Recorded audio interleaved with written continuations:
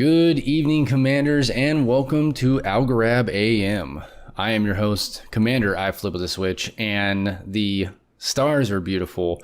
Things are looking mighty fine here in the studio, down in the, let's be honest, humble abodes of Forbes Terminal, and, well, things are looking pretty good.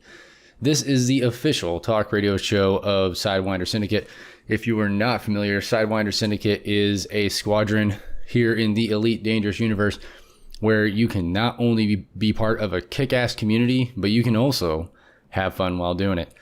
If you have more questions, want some information about Sidewinder Syndicate, you can look us up over on Inara, your one-stop shop for all of your Elite Dangerous news, wants, and needs. And come on over and join Sidewinder Syndicate. Things are pretty good over there. But as this is our inaugural episode of Algorab AM, we're going to talk about the structure, and then we're going to go into the show proper. So here's how it goes. It's going to be broken down into three parts. Right now, we are at takeoff. That's where we are going to be loading you up, getting you ready, making sure the cargo's strapped down before we head off into the amazing episode that is episode 1 and episode 2 and so on into infinity. But regardless, this is where you're going to get your feet wet and things are going to get a little warm and fuzzy before we take off into the actual meat and potatoes of the show. Once we get that done, we'll go into some interviews.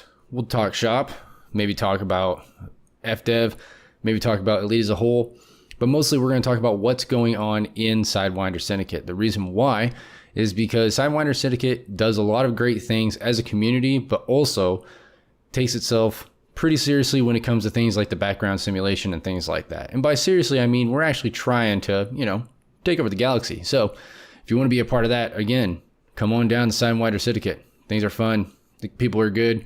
It's a good community.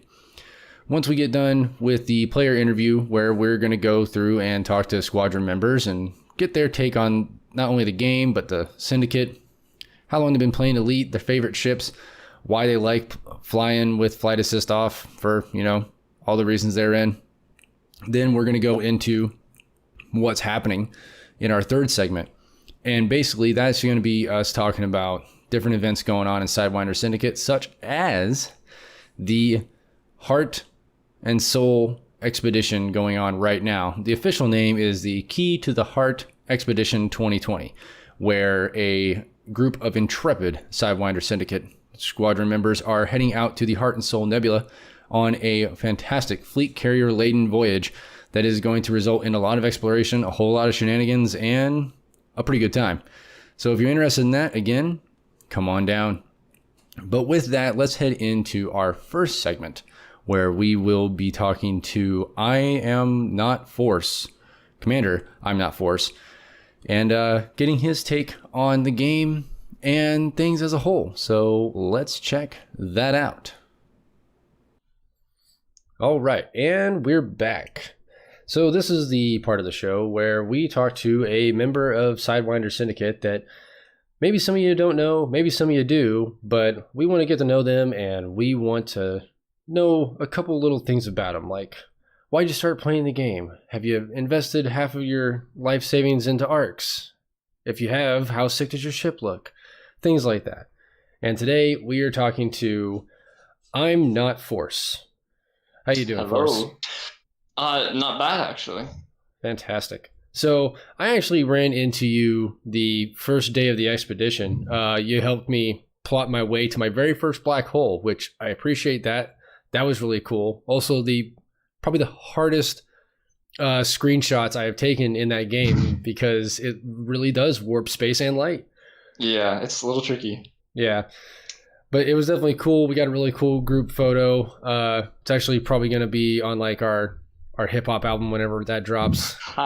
just 4 ships in front of a black hole. I don't know what the album's gonna be called yet, but it'll be pretty cool. But anyway, so yeah. I just wanted to get to know you a little bit as far as, your history with the game and with Sidewinder and things like that. So let's start out with how long have you actually been playing Elite Dangerous? Well, I bought the game, I think, a couple months ago. I have only 20 hours recorded in game though, so Wow. still pretty new to the game. Yeah, that's nothing to be ashamed of. Everybody started out in this game at some point. I Well, yeah. myself have only been playing for probably a little over 2 months at this point, and I can tell you that if it wasn't for quarantine and it wasn't for the fact that I just happened to stumble across it in a Steam sale, I probably wouldn't have even given this game the time of day, honestly. Yeah. But I was like, you know what, $15, all right. And then I hopped in, I started playing, and I was like, oh my God, I have missed out on so much. Like, I have denied myself the coolness that is this game. Yeah, I was introduced to the game, I think 2-ish years ago. I saw my friend playing it at his house, and I thought it looked really cool, but I didn't have a computer that could run it. So eventually, when I did upgrade, I was looking for a game because I had received a free joystick and throttle from my friend because he didn't use it anymore. I was like, okay, I kind of want to use these, but I don't have anything to use them on. And I remembered seeing it, and I saw it in the store for like the discount with the Horizons Pass. I was like, you know what, why not? And so I hopped into it, and now here I am. Yeah, so it's funny how like you got gifted the stick and throttle and then found the game, as opposed to the other way around, where a lot of people get gifted the game by people that are like really passionate about it. My cousin almost bought the game for me. He had been playing this game forever, and he's like, look, if you don't buy it for $15, I'll buy it for $15 and give it to you. And I was like, okay. Yeah, but definitely, I mean, I ended up buying it with my own money, but definitely now that I've been playing it, I'm like, oh man, like I would super duper like to get a HOTAS and just fly around feeling like a super badass. But yeah, barring that, you know, playing with my Xbox One controller, still pretty good. Still immersive enough. Yeah, I mean, I'm personally probably going to get a HOTAS at some point, but that's neither here nor there. But anyway, so enough tangents. Let's get back to you. So, how did you end up hearing about Sidewinder Syndicate? Is it just like through the grapevine? I was on the Reddit Discord for Elite Dangerous, and I was put in the looking for game. I was like, hey, I'm new to the game, looking for some people to fly around with and do some stuff.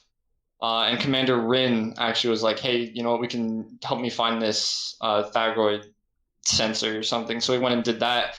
And right as I was about to hop off, he was telling me like, oh yeah, there's this huge cruise that's going out in a couple of days. You should hop on with it. And he sent me the link to the website. I was like, you know what, sure, I'm new to the game. Could be cool to go out and see what's out there. So yeah, I hopped on, and here I am cruising around space farther than I think I should be. Yeah, definitely.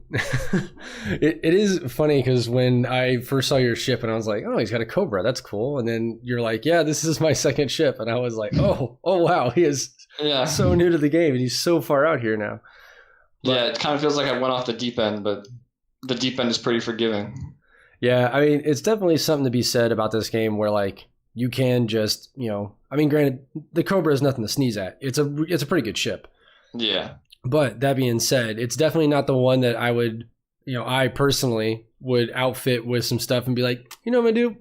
I'm going to go to Colonia. Like, yeah, it's definitely not that ship, but it's a lot more forgiving with a fleet carrier expedition because, you know, you can always go back to the carrier to refit and stuff like that. So that's nice. But that's a cool way that you heard about it. I heard about it through Reddit myself, and I was like, oh, this looks like a cool group of people to play with. And it's really nice, in my opinion, that Sidewinder Syndicate is so, I mean, for lack of a better word, like very welcoming. Like it's a really good group of people. And I was really surprised, like my first day being in and playing the game. And then I was talking with people. I was like, wow, everybody here is like really cool with like, you know, sharing knowledge and experience and stuff like that. Yeah. So it's really nice that you have games with player groups like that, because not every game ecosystem is that not toxic, I guess. Yeah, and for me, it's a nice resource because half the things people are talking about, like engineering, like I have no idea what is going on here. Yeah, and I haven't gotten anywhere near that. Yeah, and trust me, I don't know that much more than you do. I know like the basic stuff about engineering, and that's really it. And like whole other things, like you've actually seen and killed a Thargoid. I've never even seen a Thargoid. I have not killed one. I have seen one and I have run. Oh, okay. Well, I mean, but you've at least seen one. I never even laid eyes on a Thargoid. Like I've heard stories, and that's about it. But regardless, though, it's still pretty neat in my opinion that like, a player group can come together, and regardless of how long you've been playing the game, people can still be like, hey, let's go out and do this thing. And to you, it just seems like to you going to see a Thargoid and watching someone, take it out or run away or whatever, that experience, you're like, oh, this is a novel thing that someone does in their first like 15 hours. Whereas like me, I've been playing for, like I said, like 2 months, give or take the time there. And I definitely, like I'm sitting at 380 hours. I just looked at my Steam right now, 380 hours, and I've never seen a Thargoid. So, it's cool that your mileage varies. Well, I mean, I think this game is it's so open-ended that you can take literally any path. Yeah. I definitely started with the most, I guess what you consider like the most boring path in the beginning, because like the thing that really appealed to me was just how satisfying the space trucking itch became for me. Yeah, to just jump around. Yeah, so I went and I got elite and trade like really fast, probably a lot faster than I should have. And I was like, all right, cool. And then people were like, let's do combat. And I'm like, oh God, these things have guns? Oh no. Yeah. But like I said, it's really cool that you can have that varied experience. So aside from Elite, like what other games do you like typically get down on as far as like, if someone wanted to reach out and play something with you? What's funny is that my history is actually in first-person shooters, and I have logged, I think, near like 3,000 hours in first-person shooters. Wow! But it's always fun to take time in these like extra games to just kind of enjoy not having to worry about competitiveness. Yeah. Like I play other games like The Division. I played Destiny for a little bit.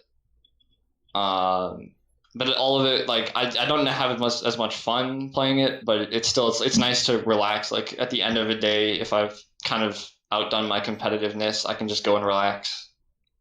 Yeah, there is something to be said about like the cathartic nature of this game, where you can just like, all right, cool, I'm just gonna chill out and just fly around space and scan some plants and stuff. Yeah, that's cool. So what? So you mentioned Destiny and The Division. The Division. Too. So is there anything else? Or are you on that Call of Duty train? Yes, I do play Call of Duty. I don't play Warzone because I think it's boring. I've been playing a lot of Hyperscape recently, which is the new Ubisoft Battle Royale. Most of my hours go into Counter-Strike, though. I play CSGO. Oh, man. That's a game that... back in 1.6, I could definitely tell you that I played way more Counter-Strike than I probably should have. Now with CSGO, I have come to realize that I've been aged out of that game very hard. Yeah. I don't have the reflexes nor the want or desire to get good at that game. Yeah. But the people that I see play it that are good at it, I like there's it's inhumane. It's like, what? I mean, no, like there are literally times like I like watching esports, and there have definitely been times where like whether it's competitive fighting games like in the FGC or competitive CS:GO, where I will literally like sit there and just like, that is amazing. Like I've caught myself clapping at my computer being like, what in the actual hell was that headshot? I don't understand. Like, but how you hit that, yeah, but people can, and they're really good. So I always tip my hat to people that like to play competitively at that level. Yeah, especially in first-person shooters. Like I like to consider fighting games to be a fairly technical aspect of competitive gaming. But man, like you're talking about like physics, and especially in a game like Counter-Strike, where like trajectory is a thing. Yeah. So good on you for that. Yeah, I clocked, I think I just hit the 500-hour mark on CS. Wow, nice. I'd originally invested a good 1,500 hours into Warface, which is a free-to-play, pay-to-win game. But I kind of fell out of favor with that one and picked up CS instead. Yeah, it's always appeared to me that for some reason Counter-Strike ends up being the one everybody goes back to when they're like, okay, cool, I want to play this competitive shooter. And then, they'll try, Crucible and Destiny, or they'll play Overwatch. They'll play, I've actually heard really good things about Hyperscape. I'm curious to see how it's going to pan out. They'll try different games, but at some point everyone's like, yeah, I'm probably just going to go back and play Everyone just comes back. It's the simplest game. And it is. It really just cuts everything down to skill. Yeah, And that's what it game really knowledge. comes down to. All right. Well, aside from that, how on a scale from 1 to 10, how are you, I mean, we're only 1 day in, of course. We're currently at day 2 of the expedition, but how do you Yeah. feel thus far about the expedition? Like as far as like the plan and the people and stuff like that. I think it's all really well planned out. I think it's really cool that just an unfunded group of people was like, you know what, let's just get together and take some people out into space and just have a good time. And I think the people are great as well. I mean, if you can hop into a Discord call of like 12 people in one channel and still have a good time, it's a pretty good sign. Yeah, that's definitely something else that has surprised me about Sidewinder is like I've gone into the chat channels where people are just yammering away and everyone's just, it's all just people throwing memes at each other and just talking crap while they're, playing SRV tag and crap like that. But I'm like, all right, like this is pretty chill. I can dig this for sure. All right, good stuff. I mean, I'm personally having a really good time. I've gotten a lot more, I don't know, like being able to see the black hole, that was really cool. And then also getting to kind of like test out different things as far as like my exploration builds and my combat build that I brought and stuff like that. That's all been like very valuable. So I've definitely been having a good time as well. And I'm glad to hear that you're having a good time. Yeah, I mean, starting out with just a Cobra and a DBX is, it's a start. And I think it's fun that Rin showed me how to kit out my Explorer so I can jump 30 light years at a time in comparison to like the 13 I have on my Cobra. Yeah. So I have my Explorer and I have my hybrid mining fighter. Because I looked up a tutorial on YouTube like how to get a fast and secure start in Elite, and it was like 3 videos that were all an hour long each, and I just watched through all of them and just kind of step by step my way through it. Nice. Yeah, I did something very similar when it came to trade. I was like, you know what? I'm gonna go and just get this Type 9 and kit it out, and we're gonna start going. Yeah. So talking about your ships, that leads me to my final question, which is, so what was your actual first ship after your Sidewinder? Obviously, everybody starts with a Sidewinder, and then what is your target ship? Like, what is your unicorn, and how are you going to kit it out when you finally, if you have infinite credits, Bob's your uncle, you can have whatever you want. What is like your golden arc ship that you're aiming for? So my first ship was actually the Cobra Mark III that I'm still running around with, because that was the one that I think he got it in the tutorial, and I kitted it with a couple of, I originally had a full weaponry on it. I had missiles and lasers and a couple guns, because I was just doing bounty hunting for a while to get my combat up. Nice. And then I switched out for 2 mining lasers because I found that 4 just drained the power too fast. And it didn't make a difference. As for my target ship, I don't know. I haven't poked around that much. The Anacondas look cool. A lot of those bigger combat vessels are kind of what I'm looking at with the fighters. And as for outfitting, I have no idea what could possibly go in because I haven't poked around with. The only thing I know is that you can buy things from the shop, and then there's engineering, which does something. So like engineering is definitely a deeper meta layer when it comes to like how you're outfitting stuff. But as far as, the larger ships, definitely appealing. I have an Anaconda myself, and I can tell you that as large as that ship is, it handles remarkably well. Yeah. I still don't personally count it as my target ship. Like it's not my, air quotes here, unicorn. But it's still a fun ship to have, and it's a good utility ship. It's good for just about everything. Yeah. But I ended up telling myself at one point, I was like, you know what? I want to create Mark II. Like that's the one I'm going to get. And so I got that, and it's worked out thus far. Yeah. I haven't poked around the ships too much, so I do need to be looking into that. All I know is that to get kits, it's way too much money. It's like body kits and I'm actually really ashamed of the fact that like I want body kits and spoilers more than almost anything else I could buy with arcs. Like people are like, oh man, I can color my lasers and I can, color the exhaust for my jets and stuff. And I'm like, no, I just want that sick spoiler on the back of my which you freaking can't even see. Yeah, but it's a thought that counts. I mean, the same thing can be said with paint jobs, though. Like, a lot of people are like, oh, man, look at this sick paint job. It's like, you're in the cockpit. What do you care?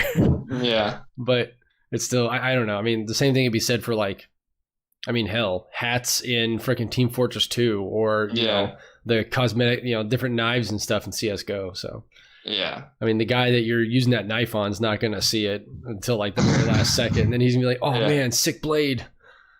Yeah. All right, so oh no, no, go ahead. I'm sorry.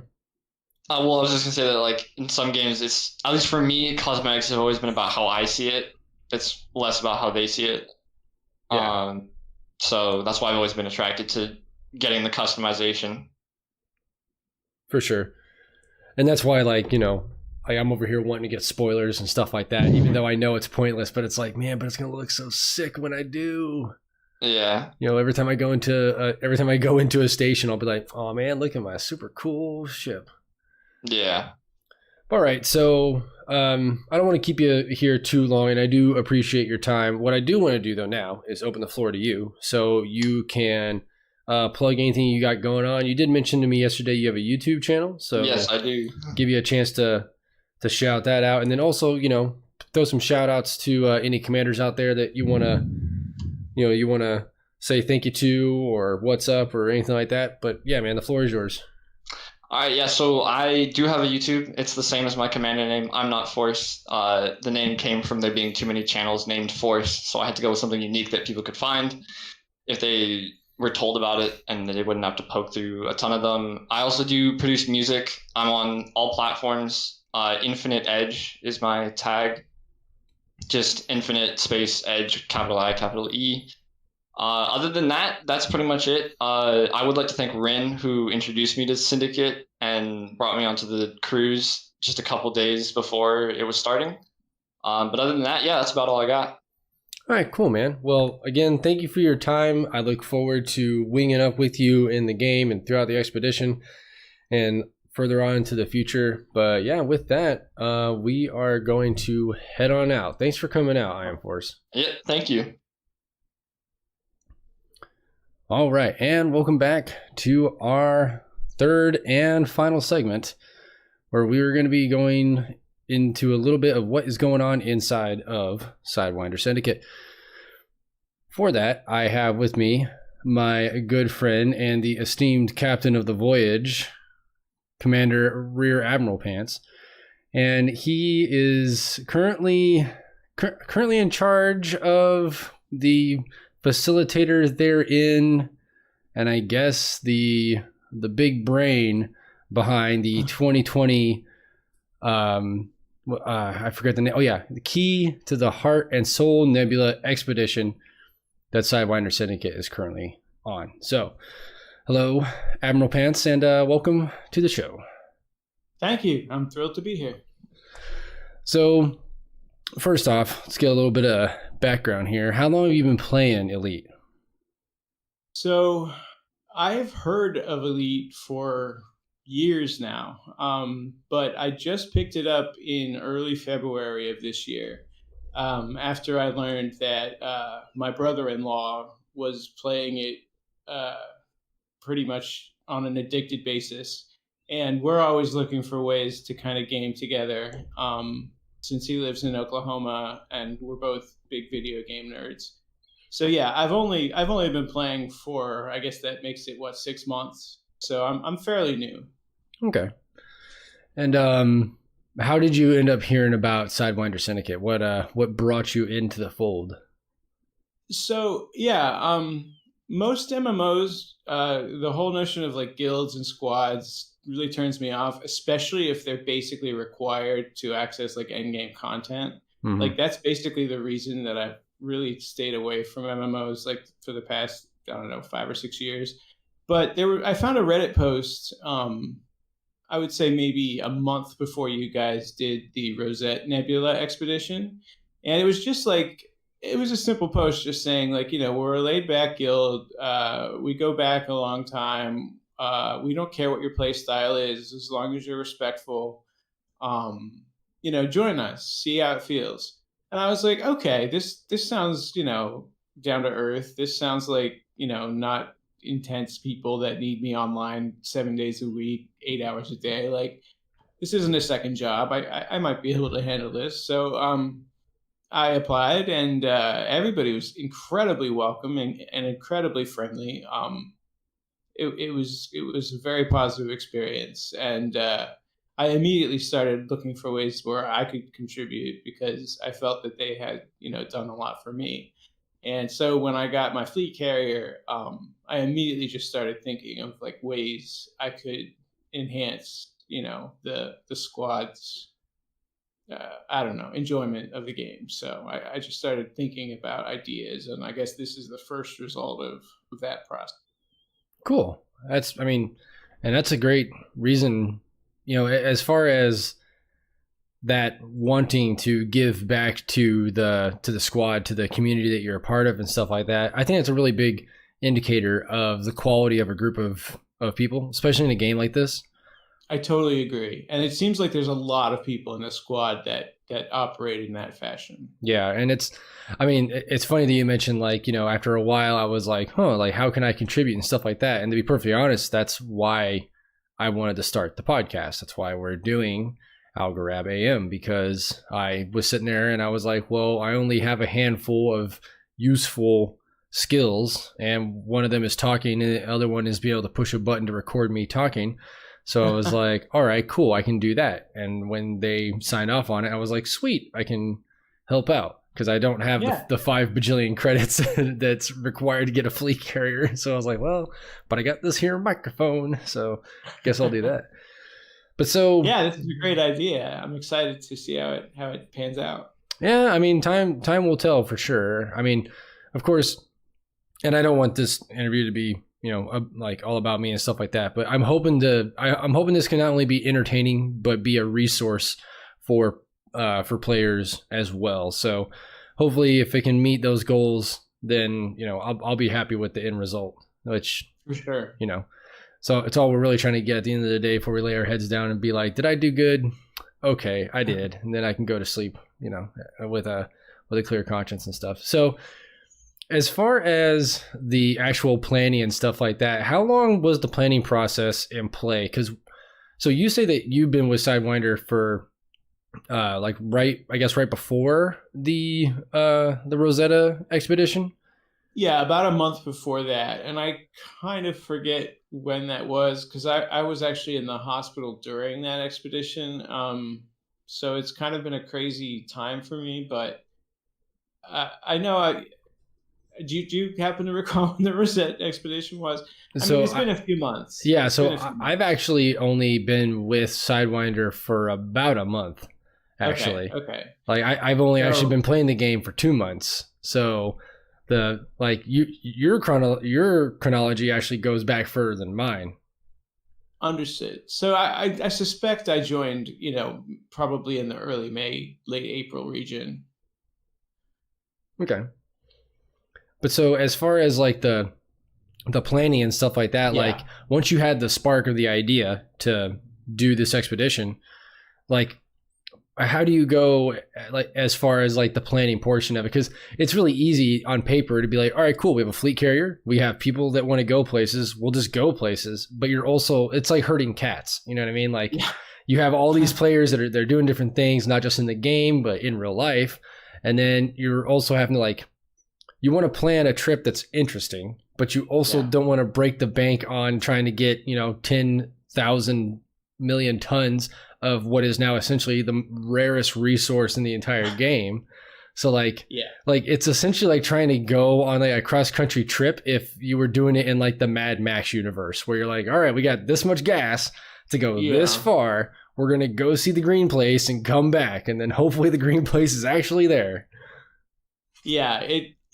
I knew going in it would be a tenuous balancing act, and I knew it would be more work than I predicted. I I have a 25-year career in information technology, so I know that these kinds of projects snowball very, very quickly, and there's just no way to predict the amount of involvement that you'll end up contributing by the time rubber meets road.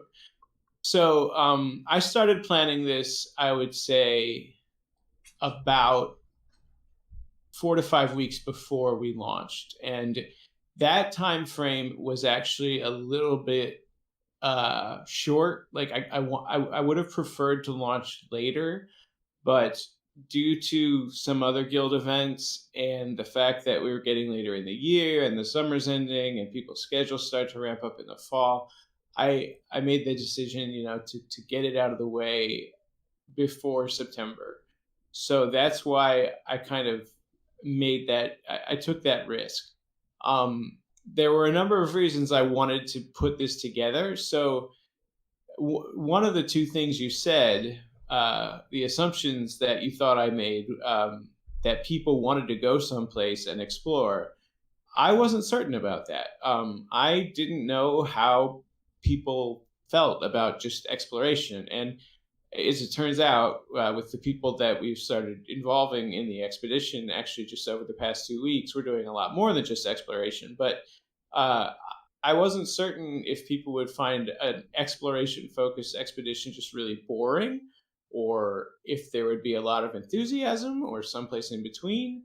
And what I also wanted to do was kind of use this as a litmus test to figure out whether we could pull off a longer expedition involving refueling in the black, maybe out to Sag A Star, maybe, someplace further. So those were kind of the things in my mind as I put this together. So kind of a combination of, let's see what the reaction is going to be from the squad, but also let's test out our capability to potentially go further in the future, is what you're saying. Exactly. Okay. And yeah. And that totally makes sense, man. Especially, I could definitely see it being daunting on your end, because you're like, okay, I don't know. Like, this is my first time trying to take a virtual summer camp to the edge of the gal. That's how I heard someone describe it today in voice chat, and I thought it was really funny. He was like, because they're running around on a planet, blasting at each other in SRVs and ship launch fighters, and they're having a blast doing it. And one of the guys in the voice chat was just like, yo, is this like summer camp in space? Is that what we signed up for? And everyone just started laughing. And he was like, no, I'm being serious. He's like, we're just out here dicking around, having a good time. But he's like, yeah, it's just a trip out to the middle of nowhere. He was like, yeah, it's basically like space summer camp. And that actually made the most sense to me. I was like, oh crap, yeah, I guess it really is. So congratulations, you've unlocked the achievement, space summer camp. Good job. They should make that a badge on EDSM. Yeah, I'm thrilled at the enthusiasm and just the general attitude of pretty much everybody I've interacted with since we launched last night from Algorab. I mean, it's been a lot of fun, and we've barely begun. We've got a ton of stuff planned.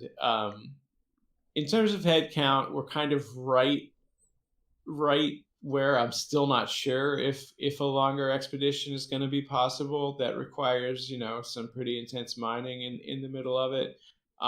But I'm very pleased that we got as high as we did. So yeah, I mean, this is going to be a great time, and for a first effort, I think we really knocked it out of the park. Not to toot my own horn or anything, but no, man, toot away. I mean, look, you were one dude. I mean, granted, you enlisted some help with coordination and stuff later on, which any sane person would. But yeah, man, you should be proud of yourself. Like I said, you pulled off space summer camp. That's not a small achievement. Like, it's one thing in real life when you can throw a bunch of people onto a bus, go to a location, put down, kind of hand them off to like a guide or whatever. And, yeah, but like when you're literally dealing with people in one, I mean, it's in a game.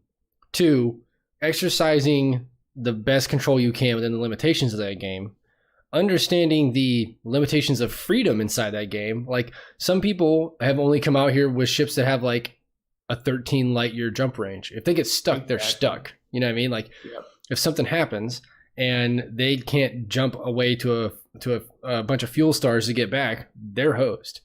So like, I mean, there's a lot of different things involved here. So like, this is definitely a little more in the coordination side than just being like, all right, everybody show up at the rookery at, X time, and then we're going to take off, and then we'll stop at a place, and then we're going to take off again. Like, there's a lot going on there. So yeah, man, you should be proud.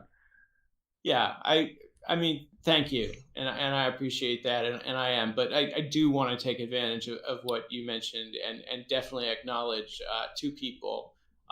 One, my second in command, Commander Ashoka. I asked him to kind of sign on because I knew that the week preceding launch would be insane for me in real life. And I just asked him to kind of be me during that week. And he did a fantastic job. He actually brought on a guide and a navigator that had been to this region in the past. And he turned an expedition that basically had 2 destinations, and he created an entire itinerary with like 14 stops, each of which is interesting in its own right. Like today, we arrived at a nebula, which is neither the Heart nor the Soul Nebula, which were our original destinations.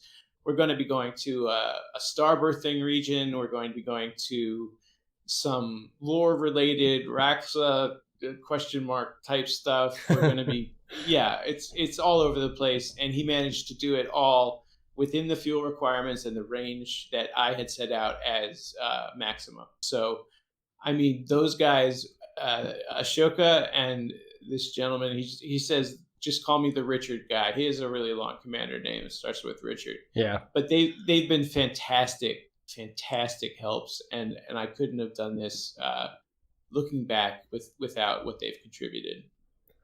Right on. Well, with that, is there anything else you want to say in regards to the syndicate, to the game in general, to the expedition, anything like that before we sign off? You got anything you want to plug? No, other than the syndicate itself. I mean, if you're on the fence about joining, definitely join us. It's a friendly, laid back time. You can talk not at all. You can talk a lot. You can help. You can not help. Do your own thing. And I just want to thank everybody for their support, and I guess look forward to when we do this again. Maybe before the end of the year, maybe early next year. And that's it. And thank you for having me on. I'm very thrilled. I could talk probably another 3 hours about my feelings on FDev and Elite in general. But I won't do that. But thank you, and best wishes for your podcast. I really hope it takes off, and I think it's a fantastic idea. Well, thank you very much. And as much as you're thanking me, I appreciate you coming on as my very first guest, which is funny because when I was initially pitching the idea of this thing, I was like, man, I have the structure figured out and but like, who am I going to have on? And then you announced the expedition, and I was like, all right, cool. There's the kickoff. Like, that's what we're going to use. So in a way, it was a nice little symbiotic relationship as far as the launch of 2 different ventures are concerned. But for sure I will. Actually, so you also have a website for the expedition as well, correct? I do, yes. It's elite.thisfirstworld, all one word, .com. That's it. All right, cool. I'll make sure to get that information from you, and I'll put it in down below in the show notes. But all right, that is going to be it. Admiral Pants, I appreciate you coming on and talking about the expedition. Don't worry, when it comes to future episodes and talking about FDev and the state of the game as a whole, I will definitely be looking to you as a potential guest for that, because I also have my feelings about it and stuff like that. Some good, some bad, but it's definitely something we could probably talk about at length. Yeah, I suspect there's quite a few people with quite a few views. It might be an interesting roundtable, actually. I don't want to tell you how to run your show, but Actually, that's not a bad idea. That is not a bad idea. Actually, you know what? We'll talk about that offline. But for now, though, I think this is as good a place as any to finish off this segment. And so when we get back, we will roll into the end of the episode, and yeah, that is gonna be it. So again, thank you, Admiral Pants, for coming on, and we will be right back. And with that, we come to a close. Now we're heading back to the landing pad where we're going to be closing out the show. And this now marks the end of our inaugural episode. Episode 1 of Algorab AM, coming to you live from Forbes Terminal, is now back on the pad. And I want to thank my guest, ImNotForce and RearAdmiralPants, for coming on and, you know, just giving us a little glimpse, not just into themselves, but also into the game and what they like about the group, and just, you know, all the fun that we're having out here. The whole reason why this show came into being was because after I, myself, had joined Sidewinder Syndicate, I thought to myself, this is a really cool group. And the things that they have going on and the different community aspects that they have in play really made me want to put a spotlight on this group, not only to show how good it is, but also so we can get more people into it. And that's what we're trying to do. So again, if you're interested at all, come on over to Inara, look up Sidewinder Syndicate, and apply. We have an awesome Discord. People are always in there having fun, talking, sharing information, helping each other out. It's a good time, and you should definitely come on out for it. So with that, we're going to bring this one to a close. Thank you very much for listening. I will see you in 2 weeks for the next exciting episode of Algorab AM. Have a good one, and 07, Commanders.